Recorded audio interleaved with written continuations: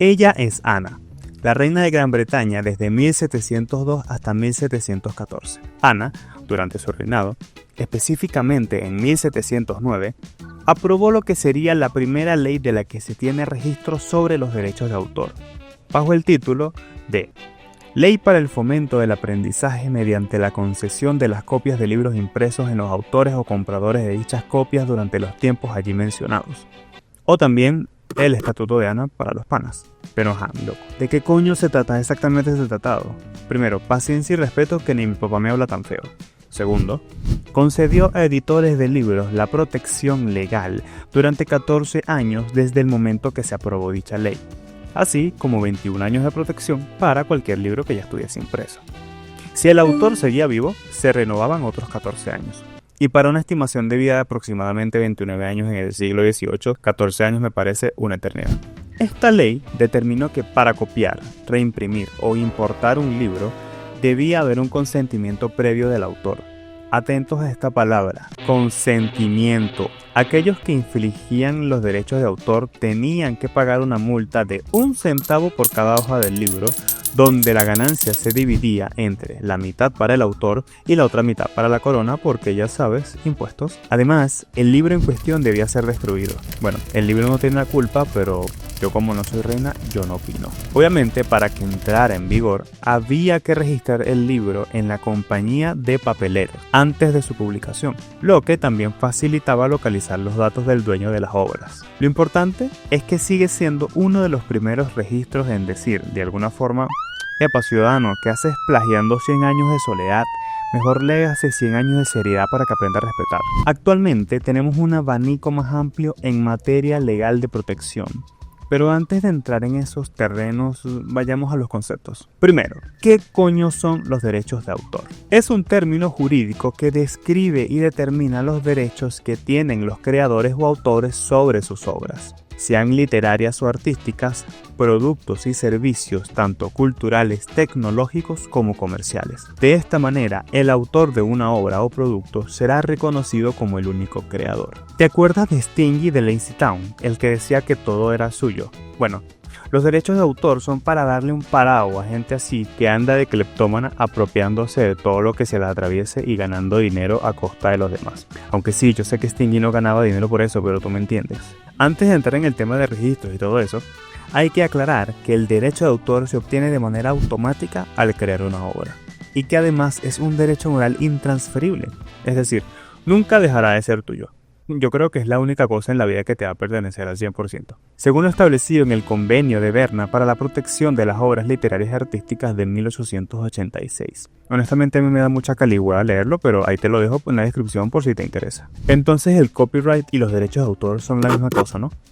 Pues no, y te voy a explicar por qué. Si me estás parando bolas, te habrás dado cuenta de que acabo de decir derecho moral, pero exactamente ¿qué es eso? El derecho de autor se divide en 2 ítems: los derechos morales y los derechos patrimoniales. Los derechos morales están atados a la protección del autor de una obra, o sea, la protección de usurpación de identidad, el respeto al autor y las libertades de hacer con su obra lo que quiera sin temor de haberle robado nada a nadie. Y los derechos patrimoniales, que se relacionan a los temas económicos de la obra. Ya no se enfocan en el autor, sino en las obras directamente, de los permisos para sacarle provecho económicamente como quiera. Dicho esto y aclarados los términos del derecho de autor, el copyright es más bien la acción de reforzar la seguridad de las obras.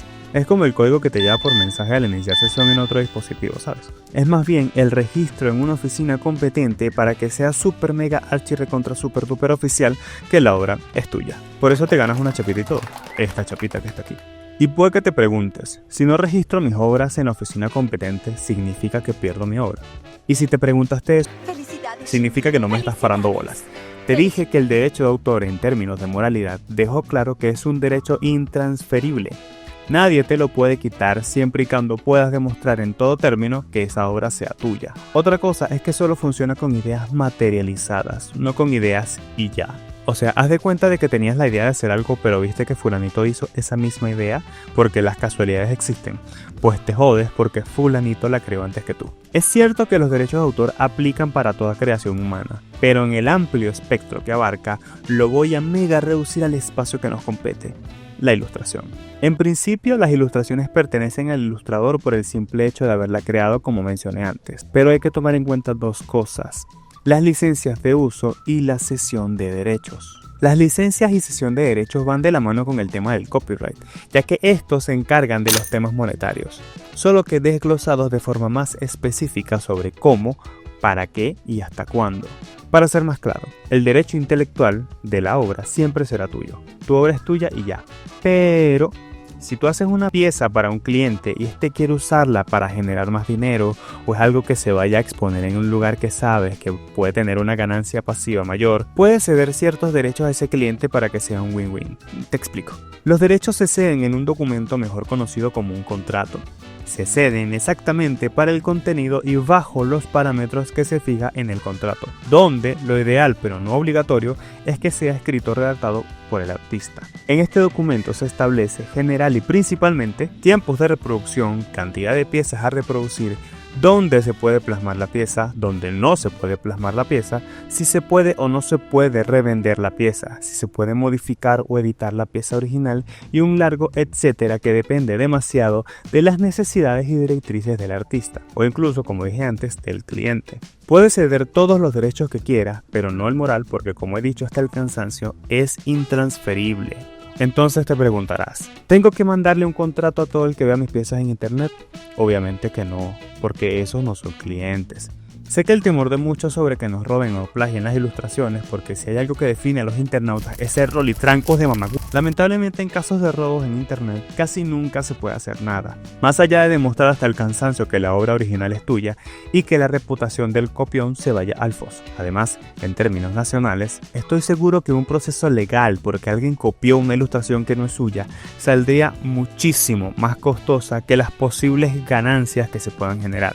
Eso asumiendo que la pieza esté generando algo más que tráfico en redes. Ok, pero ¿y las licencias? ¿Qué tipo de licencias hay? Hay dos tipos de licencia: licencias de uso personal y licencias de uso comercial. Generalmente las personales son para proyectos propios, pruebas o creaciones que no están dispuestas para generar dinero de ningún tipo, mientras que las de uso comercial son todo lo contrario, son recursos que tú pagas porque necesitas generar dinero con eso. Es decir, compras una ilustración, foto, música, etc. Es cierto que también se puede renunciar a algunos derechos, y esa licencia se le conoce como CC o Creative Commons, que generalmente son piezas gratuitas bajo ciertas condiciones. ¿Sabes los archivos que encuentras en Freepik? Porque sí, yo sé muy bien que has usado Freepik y conoces Freepik, que descargas tu imagen bien bonita, gratuita, pero solo te piden que contribuyas con el artista. Bueno, a eso es a lo que se refiere.